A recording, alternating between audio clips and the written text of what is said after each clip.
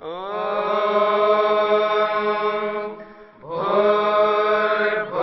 स्वः तत्सवितुर्वरेण्यं भर्गो देवस्य धीमहि धियो यो नः प्रचोदयात्।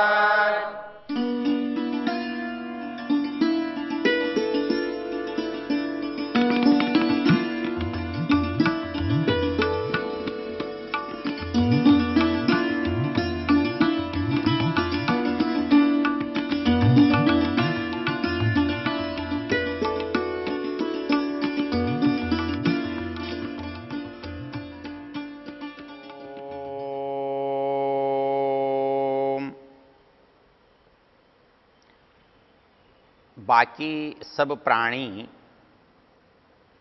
जैसे पैदा होते हैं वैसे ही पुकारे जाते हैं, लेकिन मनुष्य जैसा उत्पन्न होता है वैसा पुकारा नहीं जाता। उससे आशा की जाती है, अपेक्षा की जाती है कि वो मनुष्य बने।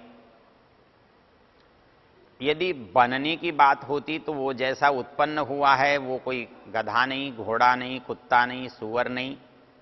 आप उससे पूछेंगे क्या है तो पता यही लगेगा कि मनुष्य है, जिससे 2 हाथ हैं, 2 पैर हैं, आंख है, नाक है, मुख है, कान है, बुद्धि है, सिर है, सब वैसा का वैसा है जैसा एक मनुष्य का होता है। तो फिर हम ये क्यों कहते हैं कि तुम मनुष्य बनो? अर्थात जैसे हम उत्पन्न हो रहे हैं शरीर से तो हम मनुष्य बने हुए हैं, बने बनाए आए हैं। लेकिन जो बनने का बाकी है इसका अभिप्राय केवल इतना है कि यहां कोई चीज बनती है तो इसका मतलब वो बन सकती है तो बिगड़ भी सकती है। ये बात केवल मनुष्य से घटित होती है। कुत्ता कुत्ता होता है, न बनता है न बिगड़ता है। गाय गाय होती है, न बनती है न बिगड़ती है। और कोई भी जानवर, हाथी हाथी होता है, न बनता है न बिगड़ता है। कभी गाय ने शिकायत नहीं की कि उसके बच्चे बिगड़ रहे हैं। कुत्तों की कोई सभा नहीं हुई कि इनको एक विद्यालय की जरूरत है। गधों ने नहीं कहा कि हमारे बच्चों का चरित्र खराब हो रहा है। कभी किसी पशु पक्षियों ने इकट्ठे होकर विचार नहीं किया कि उनके बच्चे झूठ बोलते हैं या सच बोलते हैं। ये प्राणी जैसे पैदा हुए हैं वैसे ही पूर्ण होते हैं, अर्थात उनको जैसा होना चाहिए वैसा वो होकर के पैदा होते हैं। उनकी जीवन की आवश्यकताएं, जीवन के स्वभाव, जीवन के व्यवहार, उनकी बौद्धिक क्षमता, उनका स्वभाव, उनकी शारीरिक बल, बहुत घटाने बढ़ाने की जरूरत नहीं होती। वो जिस परिस्थिति में रहते हैं, पैदा होते हैं, उसी में वो जीने का यत्न करते हैं और उनका अधिकांश समय जीने में और बचने में जाता है। वो विपत्तियों से, आपदाओं से, प्राणियों से एक दूसरे से भयभीत होते हैं। वो उनसे बचना चाहते हैं, उनसे डरते हैं और प्रातःकाल जागने से लेकर सायंकाल तक, या जो रात को विचरण करते हैं वो रात्रि के होने से लेकर प्रातःकाल तक, वो केवल अपने आहार की व्यवस्था में लगे रहते हैं, क्योंकि उनके पास ये बुद्धि नहीं है कि वो आहार का संग्रह करें, वो आहार को उत्पन्न करें, वो आहार को इस तरह करें कि उनकी व्यवस्था के अनुकूल, उनके समय के अनुकूल उनको मिलता रहे। इसलिए उनको जिस समय भी खाना है उस समय वो होना चाहिए, और जब होता है तब खा सकते हैं, जब नहीं है तो नहीं खा सकते। मनुष्य के पास भोजन नहीं है, वो उपाय कर लेता है। वो साथ में बांधकर चलता है, भूख लगेगी, वो पैसे लेकर चलता है, होटल में खा लूंगा। वो भूख लगी है, किसी से मांग लेता है, मुझे दे दो। उसके पास तो उपाय हैं, वो बुद्धि से उपाय कर लेता है। लेकिन पशु के साथ ऐसा नहीं। पशु को समय पर मिल जाता है भूख पर तो खा लेता है, भूख लगी है तो आहार की खोज कर लेता है, लेकिन भूख मिट जाती है तो आहार की चिंता नहीं करता, आहार की सुरक्षा भी नहीं करता, आहार का संग्रह भी नहीं करता। पशुओं में जिस प्रवृत्ति का जो पशु बना हुआ है वही प्रवृत्ति उसमें सदा पाई जाती है। वो प्रकृति के अनुकूल अपने आप को कर लेते हैं, उनके लिए हमारी तरह सोचना या विचारना नहीं पड़ता, या हमारी तरह प्रवृत्तियों की प्रकृति की फेरबदल उतनी तेजी से नहीं होती। लेकिन मनुष्य के साथ ऐसा नहीं होता। मनुष्य को भूख लगती है, लगने वाली है, लगती है, वो स्वभाव को जानता है, तो उसकी व्यवस्था उसके माता पिता करते हैं, उसका शासन करता है, उसके गुरुजन करते हैं। वो 1 महीने की करते हैं, वो 1 साल की करते हैं, वो सालों की करते हैं, वो पूरे जीवन की करते हैं। उनके अंदर ये बोध होता है कि हमें ये आवश्यकता आगे होने वाली है और हम उसकी व्यवस्था करके रखते हैं। तो ये जो व्यवस्था हम करके रखते हैं ये हमारी विशेषता है,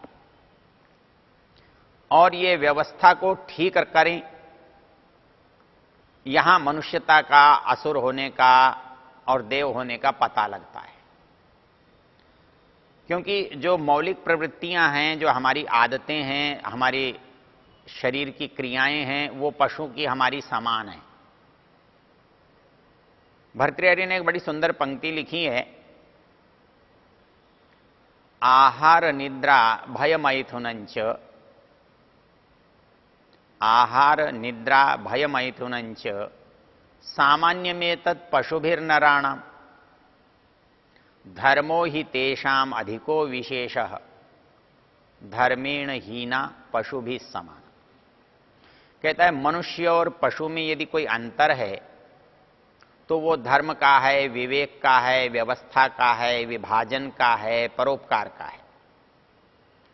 पशु के पास भी सभी चीजें हैं, भोजन उसे भी चाहिए, मनुष्य को भी चाहिए, विश्राम पशु को भी चाहिए, प्राणियों को भी चाहिए, मनुष्य को भी चाहिए।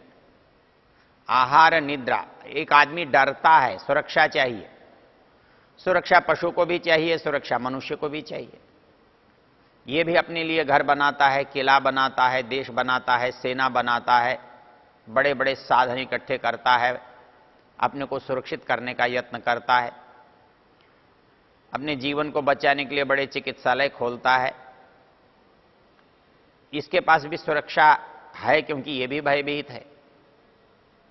ये भी अपनी संतान चाहता है, ये विवाह करता है, इसकी संतान पैदा होती है, उससे ये मोह करता है। थोड़े अंश में पशु भी करता है, अपनी संतान की इच्छा करता है, संतान उत्पन्न होने पर उसकी रक्षा करता है, उससे थोड़ा मोह भी कर लेता है, लेकिन मनुष्य की तरह वो नहीं करता है। कहता है सामान्य में तत् पशुभिर्नराणाम, इस दुनिया में मनुष्य के पास और पशु के पास, इन दोनों में कोई अंतर नहीं है। इन बातों को देखने के बाद तो हम भी पशु ही हैं और वो भी ऐसा ही मनुष्य भी है जिसको भूख प्यास सताती है। लेकिन जो अंतर है उसके लिए कवि ने कहा है धर्मो ही तेषाम अधिको विशेष। जो विशेषता है वो इसका धर्म है, इसकी व्यवस्था है, इसका विवेक है, इसको बांटकर खाने की आदत है। इसलिए हम उत्पन्न होने मात्र से मनुष्य नहीं बन जाते, हम में उत्पन्न होने के बाद हमें मनुष्यत्व सिखाया जाता है, हमको मनुष्य बनने की प्रेरणा की जाती है, हम मनुष्य तब बन पाते हैं। हमने पीछे चर्चा की थी कि मनुष्य को मनुष्य बनाना ये सबका उत्तरदायित्व है, किंतु आने वाली पीढ़ी को देवत्व की ओर ले जाना हमारा कर्तव्य है। तो उसको हम देवत्व की ओर ले जाएं, उसको देव बनाएं।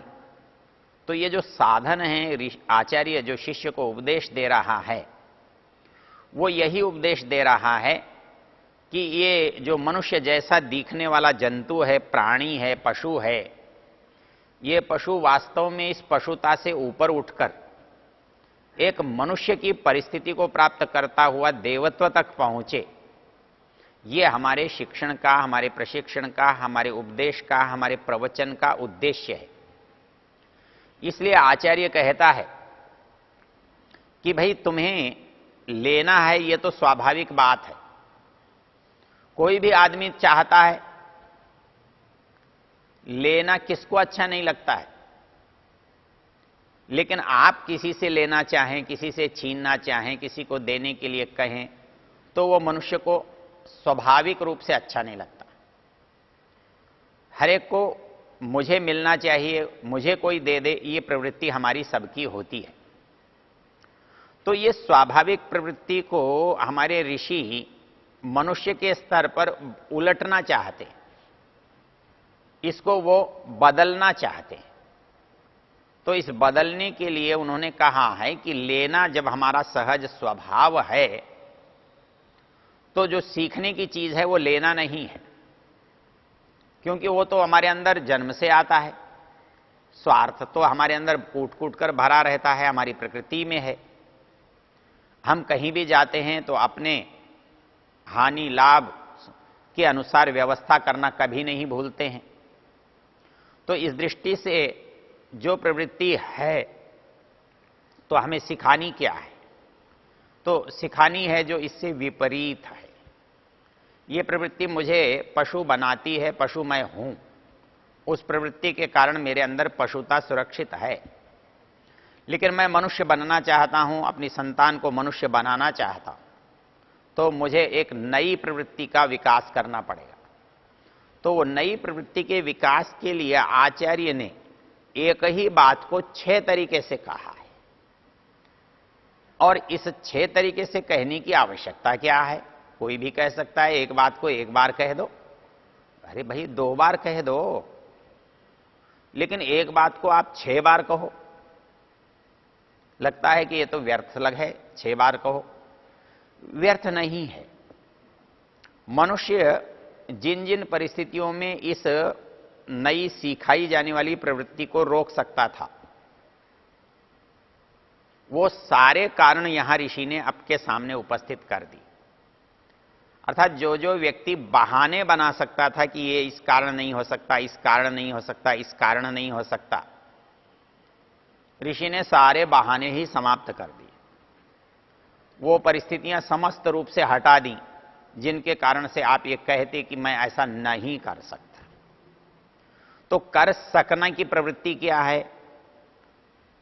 शास्त्रकार कहता है देयम, अर्थात तुम्हें देना चाहिए, तुमको देने की आदत डालनी चाहिए। लेकिन देने की आदत डालने के लिए रोकने वाले कारण बहुत हैं। हम कह सकते हैं हमारे पास तो है नहीं, हम कैसे दें। हम कह सकते हैं हम तुम्हें अच्छा नहीं मानते, हम कैसे दें। हम कहते हैं तुम्हारे पास बहुत है, हम क्यों दें। हम कह सकते हैं कि हम तुमको देंगे तो दूसरा हमसे मांगेगा। हम कह सकते हैं कि कहा था, देने के लिए कभी कहा था, लेकिन अब तो परिस्थिति नहीं है, इसलिए कैसे दें।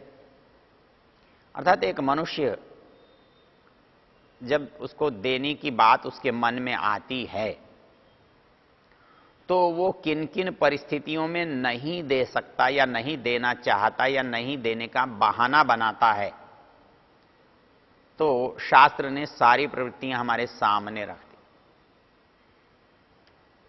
वो ये कहता है कि देना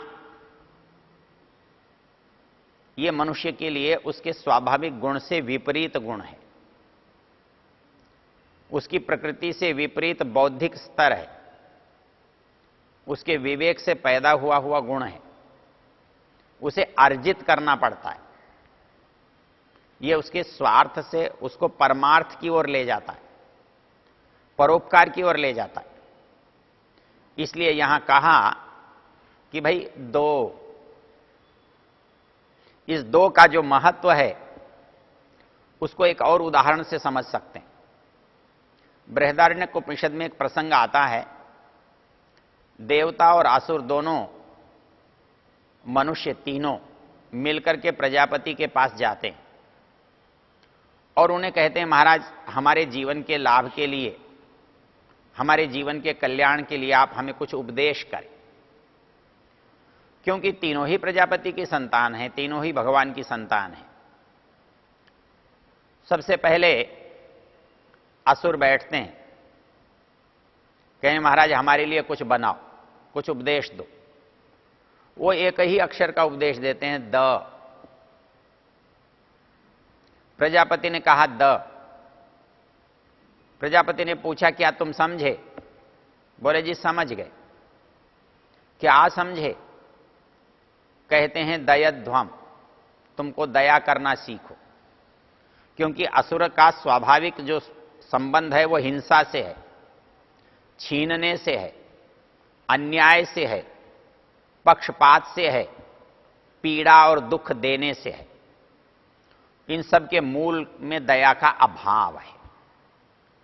तो आचार्य कहते हैं भले लोगों, तुम्हें और कुछ करने की जरूरत नहीं है, तुम केवल एक काम करना सीखो, दया करना सीखो। तुम प्राणियों पर दया करो, तुम मनुष्यों पर दया करो, तुम प्रकृति पर दया करो। यदि तुम दया करोगे तो इनकी सुरक्षा हो जाएगी, इनका भय मिट जाएगा, इनका जीवन मिट जाएगा। तुम बस इतना ही करो कि तुम दया करो।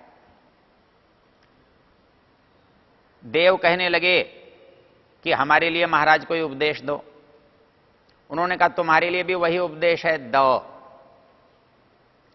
तो उन्होंने पूछा क्या तुम समझे? उन्होंने कहा हम समझ गए।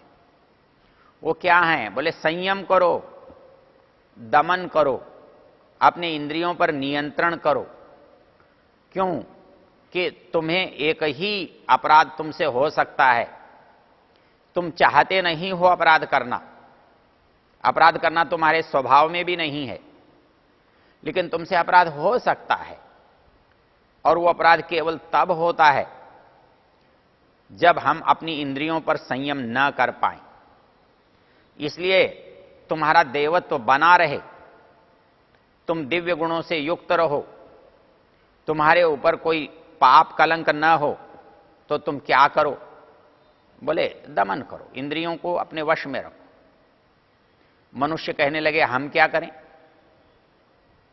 उनको भी कहा द। तो असुरों को कहा द दया करो, देवताओं को कहा द दमन करो। तो फिर मनुष्यों को भी द क्या करो? बोले दान करो। मनुष्य की जो स्वाभाविक प्रवृत्ति है स्वार्थ की, संग्रह की, दूसरे से लेने की, इस प्रवृत्ति का एक ही विकल्प है, इसके सुधार का एक ही उपाय है, और वो उपाय है उसके अंदर देने की प्रवृत्ति पैदा हो, देने का स्वभाव बने। तो उस देने का स्वभाव बनाने के लिए, उस देने की परिस्थिति बनाने के लिए उसके अंदर ऐसे संस्कार पैदा करें कि वो हर परिस्थिति में लेने के स्थान पर देने की बात करे।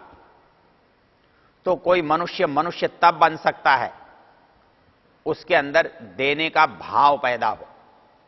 इसलिए शास्त्रकार कहता है इस जीवन को देव बनाना है, दिव्यत्व की ओर ले जाना है, तो दान करने का स्वभाव बनाइए।